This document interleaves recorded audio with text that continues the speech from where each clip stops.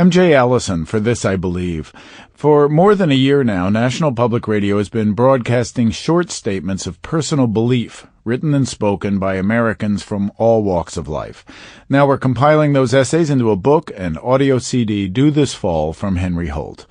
This, I believe, is a unique space in the media where Americans convene to share thoughtful and respectful statements about the philosophies that guide their lives. It's a space for truth without accusation, patriotism without political spin, and faith beyond religious dogma. The series is based on a 1950s radio program of the same name, hosted by Edward R. Murrow. For 5 minutes each day, Americans heard from everyday people and famous ones, Eleanor Roosevelt and Helen Keller, Jackie Robinson and Albert Einstein, to name a few. Their statements, like the ones we feature in our new series, are short and personal, yet significant and expansive. They touch lives across boundaries of age, race, geography, and politics. Our This I Believe book will contain 60 contemporary essays from our series, plus a selection of 20 statements from the 1950s series. Pulitzer Prize-winning oral historian Studs Terkel has penned a foreword to our book, which he'll read for the audio version, and my co-editor Dan Gediman has written the definitive history of the original series that inspired our revival.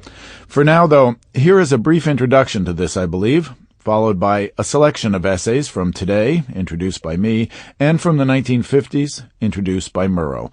This will give you a taste of what you'll hear in the full This I Believe audiobook. Thanks for listening.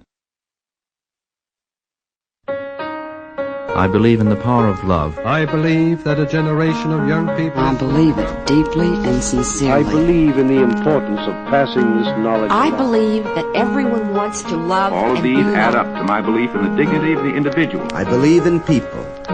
This I believe. The United States is at war. Patriotism is questioned.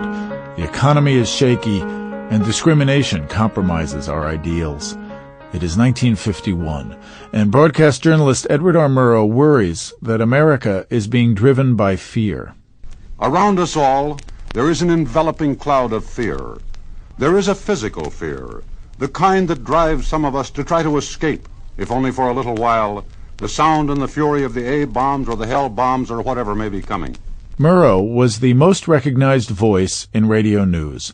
His reports from the rooftops of London during World War II made him a household name in America. His reputation made him the ideal host for a new series called This I Believe. By that name, we bring you a new series of radio broadcasts presenting the personal philosophies of thoughtful men and women in all walks of life.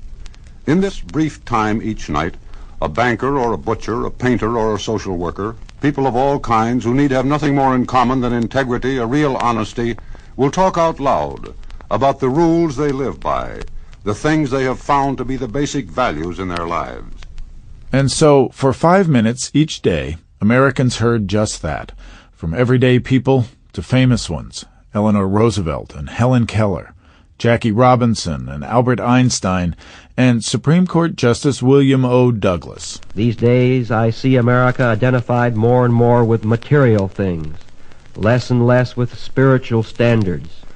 These days I see America acting abroad as an arrogant, selfish, greedy nation, interested only in guns and in dollars, not in people and their hopes and aspirations.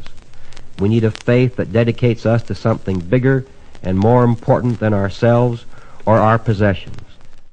This, I believe, was the brainchild of Murrow's friend Ward Wheelock, a Philadelphia advertising executive. He was a decorated veteran of both World Wars and made his fortune selling Campbell's soup and Whitman's chocolates to America.